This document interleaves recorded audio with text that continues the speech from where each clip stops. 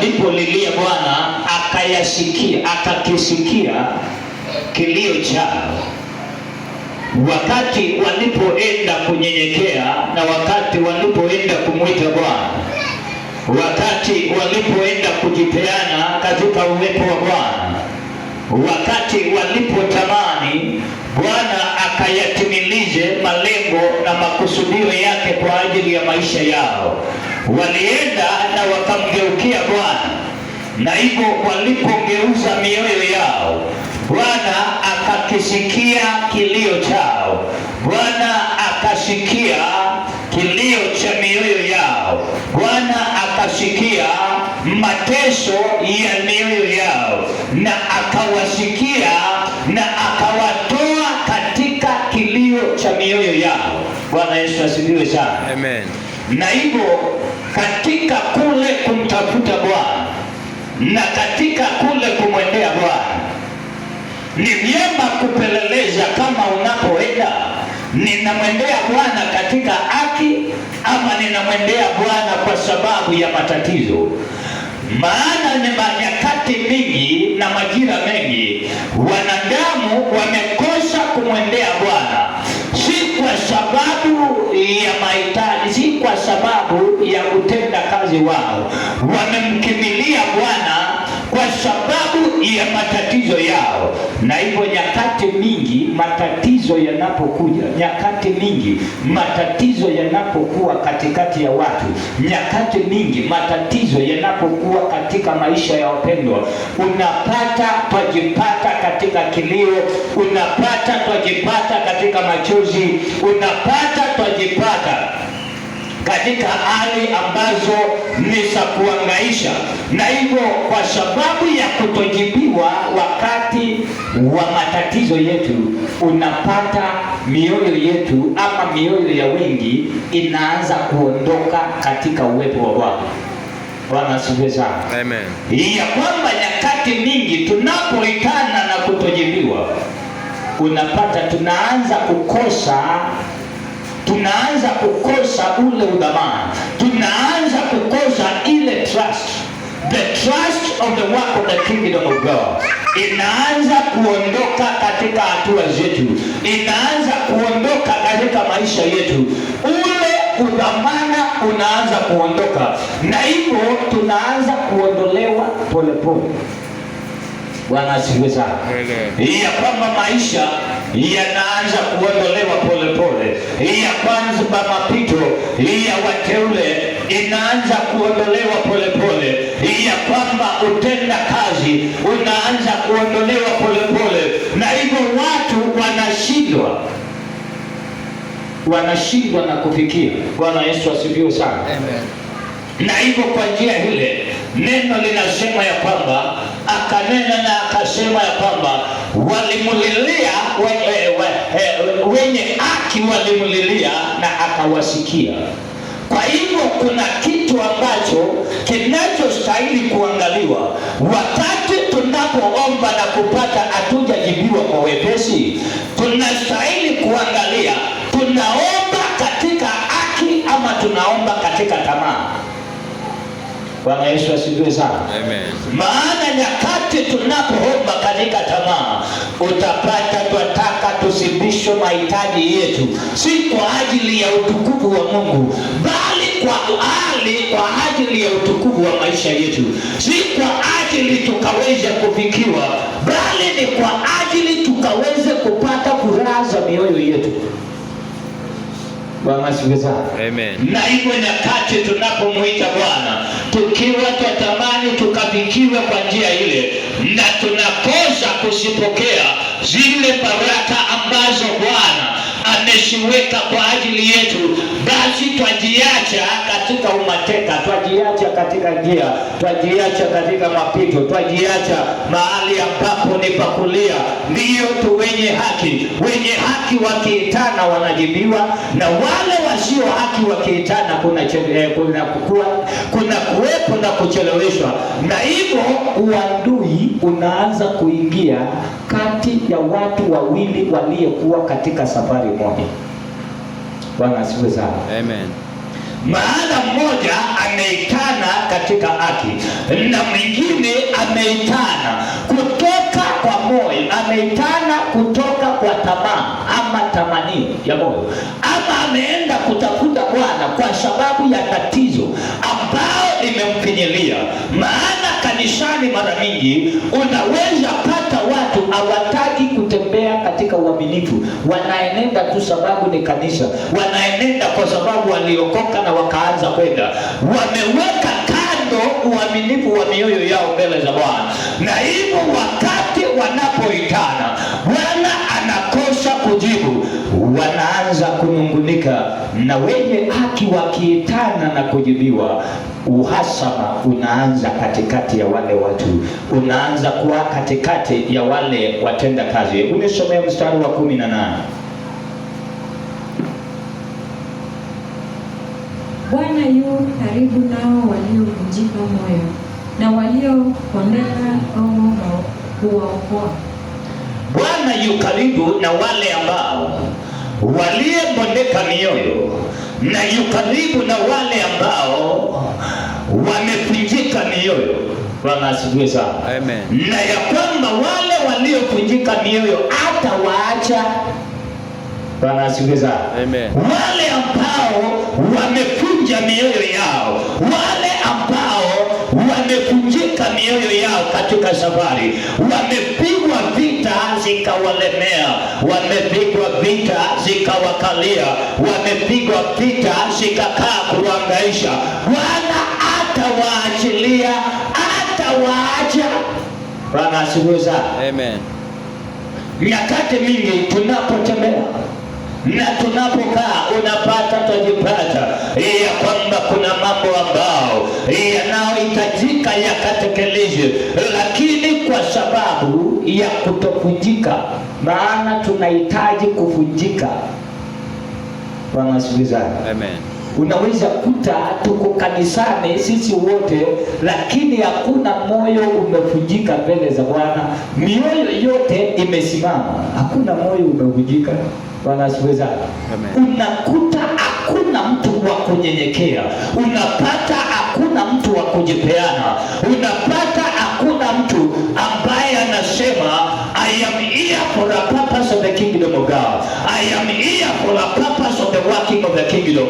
I am here for the purpose that I want God to be seen. Nataka Mungu aonekane, nataka nimuone Mungu leo, natunja moyo wangu mbele za Bwana, napondeka mbele za Bwana. Maana maandiko inasema ya kwamba na dhabihu impendezao Bwana ni mioyo iliyopondeka. Bwana asifiwe sana. Dhabihu zinazompendeza Bwana ya kwamba zinaanza na mioyo iliyopondeka. Kama bado moyo wako haujapondeka, unaweza pata yale mambo hayawezi kwenda, maana bado kuna vitu ambazo haujafikiwa. Bwana asifiwe sana. Amen. Na hivyo kama wapendwa na kama wateule, kuna umbali tutahitajika tukaweza kufikiwa. Kuna umbali mioyo itahitaji ikafikiwe. Kuna umbali ambao maisha yatahitaji yakafikiwe. Bwana Yesu asifiwe sana. Amen. Na tukienda kufikiwa katika upeo ule, tutaenda kuona msaada wa Bwana, tutaenda kuona ukuu wa Bwana, tutaenda kuyaona matendo ya Bwana, tutaenda kuziona baraka za Bwana, tutaenda kuona ukamilifu wa Bwana, nalo jina la Bwana litaenda kuinuliwa na kuhimidiwa. Wapendwa kwa Tanzania, ya kwamba tukatembee na tukawasilishe ibada ya mioyo iliyopondeka mbele za Bwana. Bwana asifiwe. Amen. Maana tunapopondeka na tunapokaa na mioyo iliyopondeka, tutaweza kuipokea baraka, tutaweza kupatana na uwepo wa Bwana, tutaweza kumuona Mungu akitembea katikati yetu. Maana moyo uliyebondeka Mungu atataka kuuinua, moyo uliyeshushika Mungu atataka kuufariji, moyo uliyevunjwa Bwana anataka kuuponya. Na hivyo kwa mioyo iliyovunjika Bwana atatamani kuiponya, mioyo iliyevunjika kurejesha tena. Bwana asifiwe sana. Na hivyo tutakapokuwa tukiendelea na kurejeshwa, utapata tumepatana na Bwana, utapata maisha yetu yamepatana na Bwana, utapata njia zetu zimepatana na Bwana, utapata mapito yetu yamepatana na Bwana. Na hivyo watu na wateule wamerejeshwa katika ukamilifu na katika faraja inayokubalika. Wapendwa, asubuhi ya leo ndiyo tumeingia katika nyumba ya Bwana, lakini tunachohitaji kujiuliza ni kama mioyo yetu imepondeka mbele za Bwana, ni kama mioyo yetu inavunjika mbele za Bwana, ni kama mioyo yetu iko katika utayari wa kumpokea Bwana. Bwana asifiwe sana. Amen. Unajua, katika kanisa ya wapendwa na katika kanisa ya Kipentekoste ya leo, wapendwa wamekuwa si watu wa kwenda kwa kanisa na mioyo iliyobondeka. Wamekuwa ni watu wa kuenda kanisani na feelings. What they feel is right. If it is not done in their right way, inabakia kuwa ni shetani. Bwana asifiwe sana. Amen. Ya kwamba twaenda kanisani tukiwa na our own feeling, tukiwa na our own thinking, tukiwa na our own sight, na kama haijatendwa vile tunataka, unapata twajiweka katika tatizo, twajiweka twaona kilichotekelezwa ni tatizo. Ndio sababu unaweza kuenda kanisani, muabudu, mumalize ibada, mkitoka nje ya kanisa usikie mtu akisema na leo haija kanisa, leo haija nibamba. Sababu alikuja kanisani kubambwa na akakuta watu wa kubamba siku hiyo hawakukuja. Bwana asifiwe sana. Amen. Ya kwamba anatoka katika ibada, anafika mahali pale nje, anasikia ya kwamba na leo ni kama sijafikiwa. Si ya kwamba hajafikiwa, labda kuna vile alikuwa anataka vitu vifanywe na haijafanywa kulingana na vile alivyokuwa anataka. Hivyo ataishi ya kwamba ni kama haijaenda. We have to accept the will and the purpose and the direction of the Holy Spirit. Bwana asifiwe sana. Maana nyakati mingi tunapoenda mbele za Bwana tukiwa na our own feelings, our own rights, we make it to be hard. Bwana asifiwe sana. Amen. Twaifanya inakuwa gumu, na wapendwa wanakosa kufikia majira na njia ambazo zinazohitajika. Na hivyo kama wapendwa na kama watenda kazi wa Bwana, ningependa tukajifunze kukubali kufika mbele za Bwana na kuipunja mioyo yetu na kuachilia mioyo yetu ili ikaweze kuumbwa kulingana na mapenzi ya Bwana siku hiyo, ili ikaweze kuumbwa kulingana na matendo ya Bwana majira yale, ili ikaweze kuumbwa kulingana na utenda kazi wa Bwana katika ibada ile, kwa sababu katika upeo ule we will have to see God if we abide and walk with Him. Bwana asifiwe sana. Amen. Na hivyo neno linasema ya kwamba yeye aliye mwema na yeye aliye mwaminifu, he desires broken heart. Anatamani mioyo iliyobondeka, anatamani mioyo iliye na njaa na kiu, anatamani mioyo iliye na shauku. Na moyo uliye na shauku hauwezi kushauku ile kitu iko ndani yake, itashauku kitu kiko nje. Bwana asifiwe sana. Amen. Ya kwamba kama utatamani, utapaya moyo watamani kitu kilio nje. I desire to be, I desire to humble. Maana unahisi ya kwamba ni kama bado haujanyenyekea kufikia kiwango cha Bwana, haujavunjika kufikia kiwango cha Bwana, haujavunjika kufikia matendo ya Bwana. Na hivyo katika ule utenda kazi, yeye aliye mwema na yeye aliye mwaminifu, ikawa inaleta utenda kazi wa kipekee na njia za Bwana zikadhihirike na kuonekana kwa neema na faraja that we need to build. Bwana asifiwe sana. Amen. Tunahitaji kunyenyekea ili tunapoitana naye Bwana akaitike. Tunapoitana Baba naye akaitike Wana. Tunapomkaribia na kumsogea naye akasonge akatukaribie. Tunapomwambia Bwana tunakutamani naye akaweze kututamani. Maana tunaweza kuwa ndio tunatamani, tunamtamani na tunamhitaji, lakini katika mapito yale tupata ayendi kulingana na mapenzi na makusudio ya Bwana. Tumesomea mstari wa 19.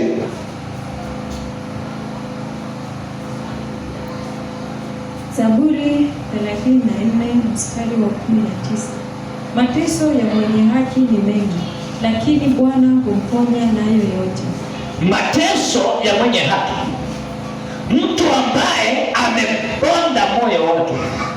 Sijui ni mateso itaponda watu mioyo ama wataponda na kumpenda Bwana, lakini as long as moyo umepondeka, umeshushika na umeenda mbele za Bwana, haijalishi umepondwa na nini, lazima Bwana atashuka. Bwana asifiwe sana. Amen. Matatizo yako yanaweza kukupiga hata kiburi ulichokuwa unatembea nacho kinaenda chini. Bwana asifiwe sana. Mahangaiko ya maisha yako yanaweza kukubomoa. Mapito ya maisha yako yanaweza kukutesha kiwango cha kwamba ufike mahali useme and now I accept and submit. Bwana asifiwe sana. Amen. Kwa nini?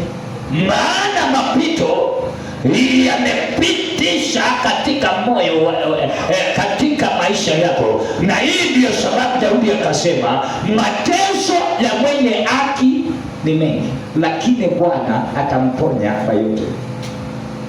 Bwana asifiwe sana. Amen. Mateso ya mtu mwenye haki, mateso ya mtu mwenye amtafutaye Bwana, mateso ya mtu ambaye ameokoka, mateso ya mtu ambaye anayetaka kutangaza neno la Bwana yatakuwa mengi. Nataka nikwambie vita zilizo na watu wanaomtafuta Bwana siko mbali sana na vita za watu walio nje ya Bwana. Maana wale wako nje ya Bwana, kama ni kupigana, utakuta vita zao si kama za watu ambao wako kanisani. Bwana asifiwe sana. Amen. Bwana asifiwe sana. Amen. Kwa nini? Maana walio wenye haki watapigwa vita katika njia za juu, watapigwa katika anga zote, wanapigwa kiasilia na wanapigwa kiroho. Lakini mtu aliye kwa ulimwengu hatapigwa vita vya kiroho. Ya nini sasa? Si yako kwa dunia. Anaambiwa huku ni kwetu nyumbani, na hata kama ni kupigwa ni kama kupitia kwenu. Unachukua maembe ikiwa imeanguka, unaenda ukikula. Hivyo ndivyo ilivyo kwa mtu ambaye yuko kwa ulimwengu wa giza. Akipitia katika matatizo anaambiwa hii ni maisha ya huku. This is our lifestyle. Bwana asifiwe sana. Amen. Lakini aliye mwenye haki anapitia mapigo, anapitia mashambulizi, anapitia kupigwa, na hata anapigwa na watu asiyetarajia. Bwana asifiwe sana. Amen. Bwana Yesu asifiwe. Amen. Na kama kuna vita hatari nimekuja kusiona, ni vita za watu ambao wameokoka. Wale watu ambao wameokoka wako na vita ya juu kuliko hata afadhali kupigana na mtu wa ulimwengu. Maana akimaliza kukutusitusi je, anaenda na anawachana na wewe. Lakini mtu wa ulimwengu wenye wameokoka anakupiga na anaongeza maombi. Bwana asifiwe. Amen. Haya, anakupiga na anaongeza maombi. Sasa unakuta anakupiga chini na anakupiga juu. Unakuta kusimama hauna any ground to stand, hauna mahali. Na hiyo wenye haki wanapopitia katika matatizo yao, wenye haki wanapopitia katika njia zao, wenye haki wanapopitia katika mapito yao, maandiko inasema ya kwamba watapitisha, lakini Bwana atawaokoa kwa yote. Yale ambayo yanayokuja katika maisha yao, yale ambayo yanayopitishwa katika familia zao, yale ambayo yanayopitishwa kusimamishwa katika nia zao. Bwana atawaokoa katika mapigo yao. Bwana atawaokoa katika njia zao. Vita vya wenye haki ni mingi.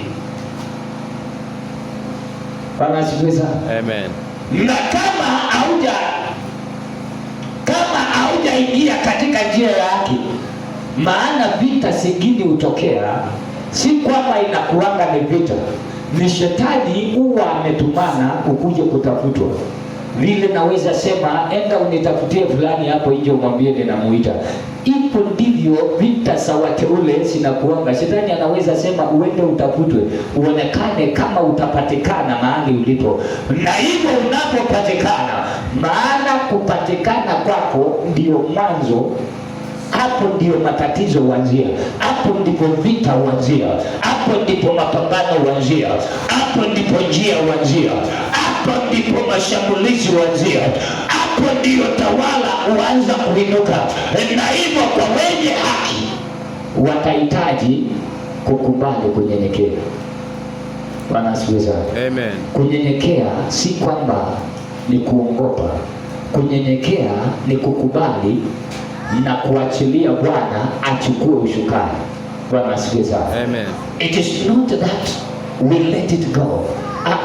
It is to accept that the Lord may lead and guide. Bwana asifiwe sana. Amen. Ya kwamba tukubali.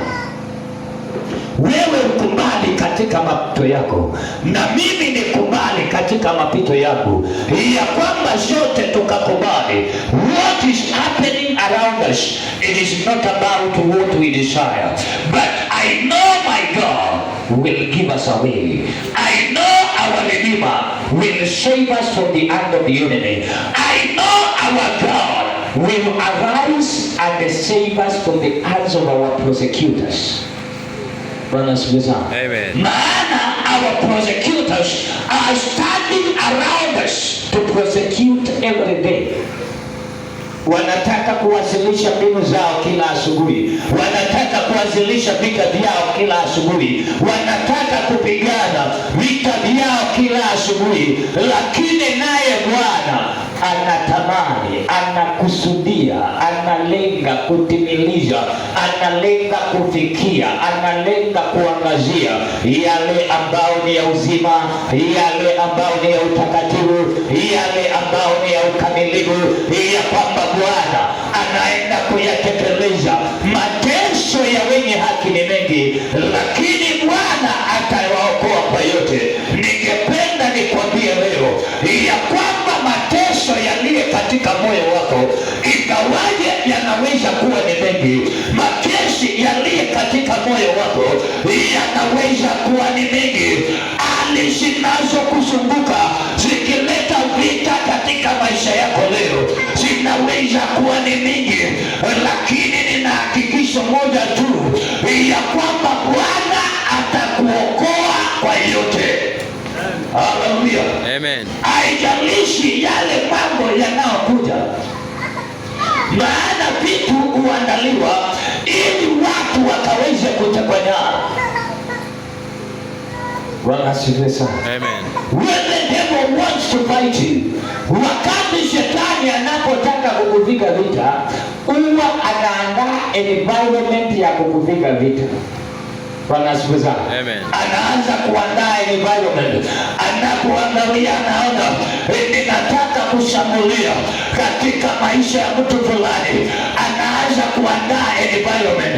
Na ndio sababu vita vya kiroho unapoona zikikuja kutokea, enda uangalie environment ilitengenezwa kitambo, na wenda hata ulihusika katika kutengeneza environment. Bwana asifiwe sana. Ukipata mapigo yanakuja kuinukiwa, enda uangalie, uenda ulitumika, na labda wakati ulipokuwa unatumika huko unaandaa environment ya vita, wewe ulikuwa labda unatekeleza kitu, ukiona ni njia nzuri, ukiona ni msaada unafanya, ukiona ni njia ya mafanikio, ukiona ni hatima njema, but when things comes to arise, now the environment is ready. Bwana asifiwe sana. Amen. Bwana Yesu asifiwe. Amen. Unasaidia mahali, unasaidia mtu, ukifikiria unasaidia na ujui kama ni environment inatengenezwa ya vita, wewe haujui. By the time utakuja kuinukiwa na vita, na by the way watu watakuwa wakiangalia, wanaona na ile scenario kweli inaingiana, inakaa kuingiana, wanasema na ni kweli, ni wewe hukujua kama ni. Bwana asifiwe. Amen. Kwa hivyo vita ambazo zinazokuja kutokea katika maisha na katika mapito, watu ukosa kuelewa, na hivyo environment inapoandaliwa, unaweza kuhusika kwa njia moja, unaweza pata majina yanatengenezwa, unaweka katika utayari, haujui kama ni wewe unakusudia kuja kushambuliwa.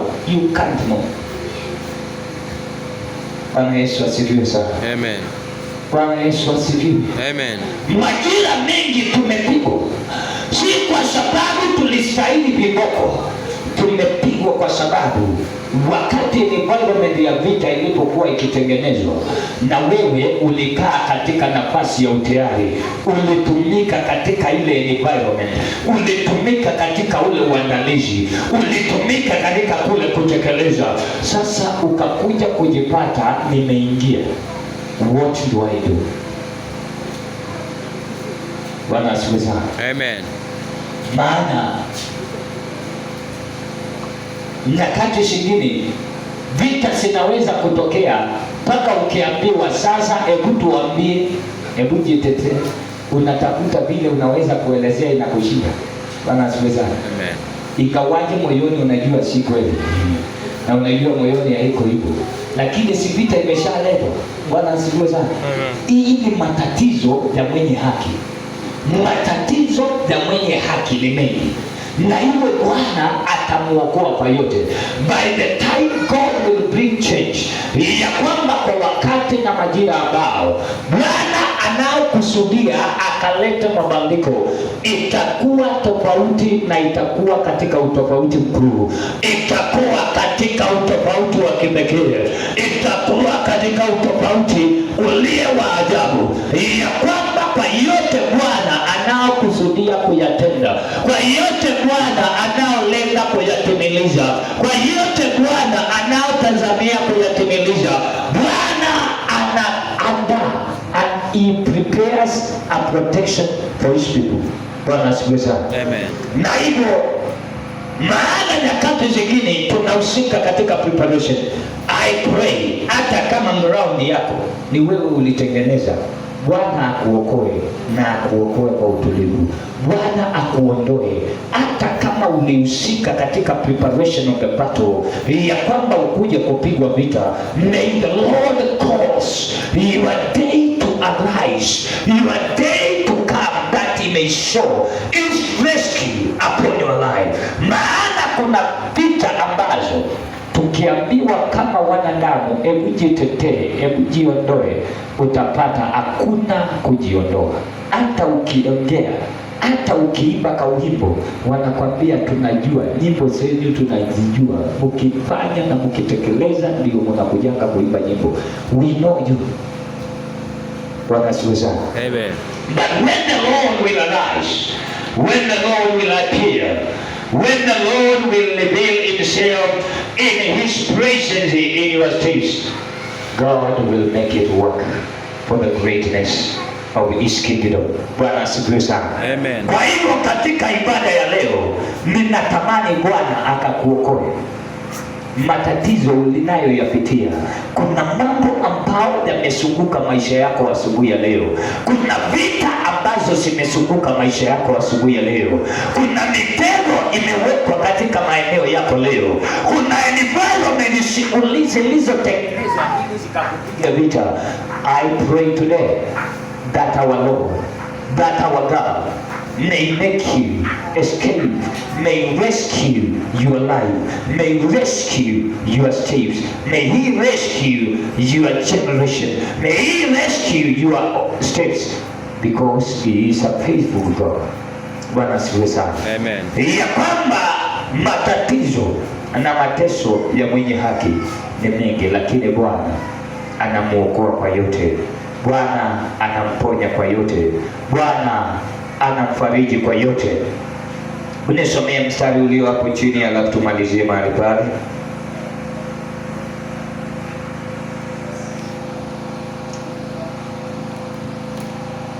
Bwana huzikomboa nafsi za watumishi wake, wala hakuwatuhukumiwa wote wakimbiliao. Bwana huzikomboa nafsi za watumishi wake. Na hii ndiyo sababu nimekaa majira mengi nikiwaambia ya kwamba katika madhabahu na katika kanisa, jaribu utafute kitu uwe unafanya. Bwana asifiwe sana. Amen. Usikae tu, usikue tu mtu wa kukaa. Hapana. Maandiko inasema Mungu usikomboa nafsi za watumishi wake. Bwana asifiwe sana. Amen. Kwa hivyo kuna vita itaandaliwa ikiwa na malengo ya kukumaliza, lakini kwa sababu ya kazi unaoitekeleza katika nyumba ya Bwana, aseme hapana, hata kama imekwenda njia hii, I have to rescue this my soul because of the work that is performing in my altar, because of the work that is performing in my temple, because of the work, because of the duty, because of what this person is doing in my presence. Bwana asifiwe sana. Amen. Ya kwamba Bwana ataziokoa nafsi za watumishi wake. Bwana asifiwe sana. Amen. Bwana Yesu asifiwe sana. Amen. Ya kwamba watumishi wa Bwana, they will be saved from their trouble, wataokolewa kwa wepesi. Ningependa nikwambie leo ya kwamba vile Daudi alivyokuwa akiokolewa na Bwana, sio vile watu walikuwa wakiokolewa. Bwana asifiwe sana. Amen. Yeye akiingia katika matatizo na akiingia katika vita, akiingia katika njia, anapomuita Bwana, Bwana alikuwa anaangalia the duty that is performing in his kingdom, anaenda anamuokoa haraka. Alikuwa kuna watu wengine waliokuwa wanapigwa. Bwana asifiwe sana. Amen. Kama Nebukadnezar alikuwa ni mtumishi na alikuwa anatenda kazi ya Bwana, alipokosea akapigwa, alikaa 7 years kabla akuje kurudishwa. Bwana asifiwe sana. Amen. Bwana Yesu asifiwe sana. Amen. Ya kwamba akapigwa na akakaa katika vita vya mapigo kwa miaka 7. Kwa nini? Kwa sababu akuja kukuwa rescued as a servant, as a child, kama mtumishi, akuja kuokolewa kama mtumishi. Alipoitana kuliangaliwa ni nini alikuwa anatekeleza kwa madhabahu, ikaonekana ni vikombe alikuwa anachukua wakakunywa divai, akaachana na yeye kwanza. Bwana asifiwe sana. Amen. When you are doing something in the house of the Lord, when you are doing something in the altar, when you arise to perform a duty in the ministry, when you arise to perform a work in the kingdom of God, God will rescue you in time of your trouble. He will come faster. Amen. Bwana asifiwe sana. Amen. Atakuja kwa haraka. Bwana Yesu asifiwe sana. Amen. Vile hivyo Nebukadnezar angeitana na ambie Mungu nimeamua kutubu,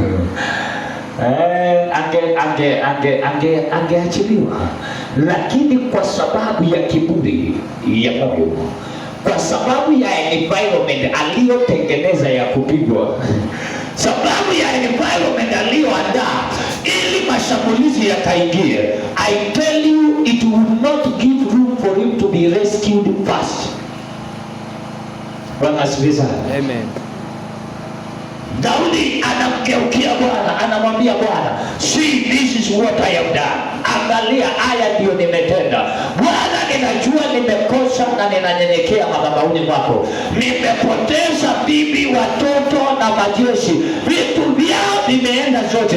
I know it has happened, battles have come. Akamuuliza Bwana, then what do I do today? Akaambiwa, arise and pursue. Why? Hiyo maombi ilichukua siku ngapi? Hata haikuchukua muda. Alipokimbia akaenda nyumbani mwa Bwana, akamwambia Bwana, nilikuwa nimeenda vita, nilikuwa naenda kupigania ufalme wako, nilikuwa naenda kupigania taifa lako. Akaambiwa, basi kwa sababu ya kazi uliyokuwa unatekeleza, arise and pursue and you will get it home. Bwana asifiwe sana. Amen. Bwana Yesu asifiwe sana. Amen. Wakati Elijah alipokimbizwa na Jezebeli, akakimbia siku 3 jangwani akienda kujificha. Baada ya kufika mahali pa kumwambia Bwana, nichukue, Mungu wako mchukue.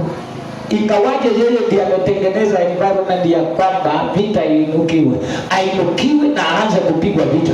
Yeye ndiye alitengeneza environment, akawachukua manabii wa bahari akawaua wote, akachukua manabii waliokuwa wanatumika na Jezebeli akawaondosha wote, akatengeneza environment ya vita, alafu akachomoka. Haleluya. Amen. Ninajua hata katika kanisa kuna wapendwa kazi yao ni kutengeneza environment ya vita, alafu wanaondoka. Wanasiweza. Amen. Wanatengeneza mazingira ya watu kuanza vita, ya watu kuanza kuinukiana, ya watu kuanza kupigana, na hivyo baada ya kuandaa mazingira wao wanachomoka.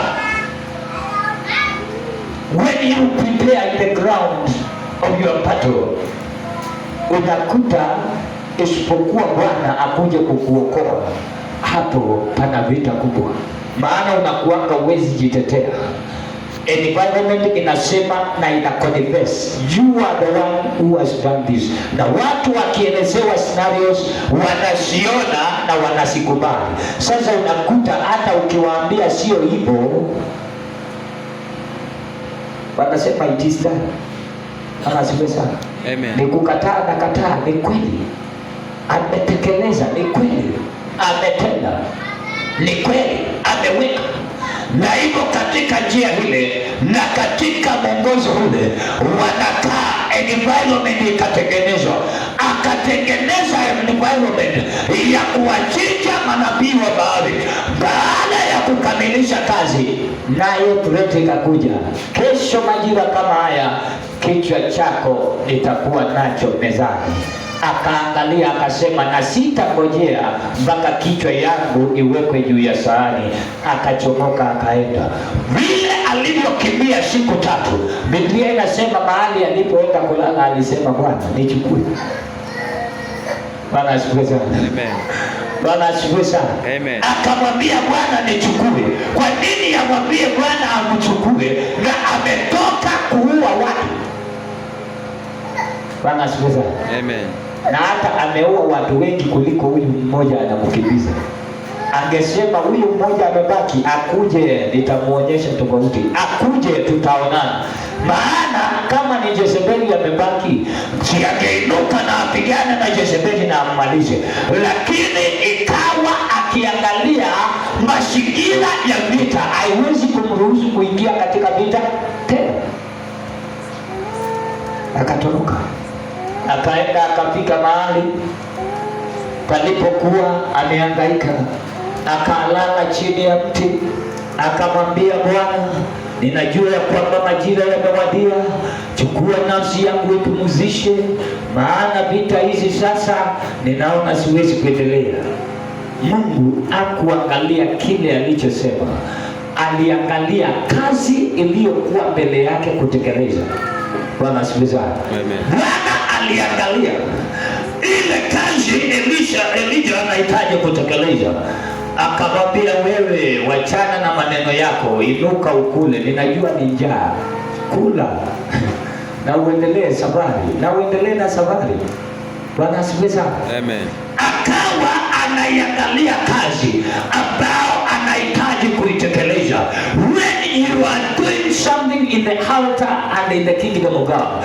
God will make you and will secure you from troubles, will secure your life from problems, will secure your life from diseases, will secure your life from attacks of the enemy. Akasema ndio, hata kama imefika mahali pa kutupa mikono ya kusema hata hiyo kanisa nimewaachia, ikafika mahali Bwana atazame aseme you don't need to perish and give you a different heart.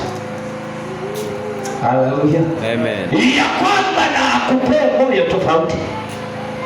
Maana kilichopewa Elijah baada ya kusema ninataka kuondoka, ilikuwa ni chakula, na akapewa moyo mwingine, akainuka na moyo mpya, a renewed heart, a strength, and a heart that had strength.